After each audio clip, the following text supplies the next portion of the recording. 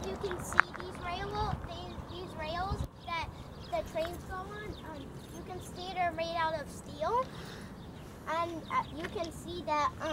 there's wood that goes across from on this rail to this rail, and the train tracks are on stone, and as you can see over there,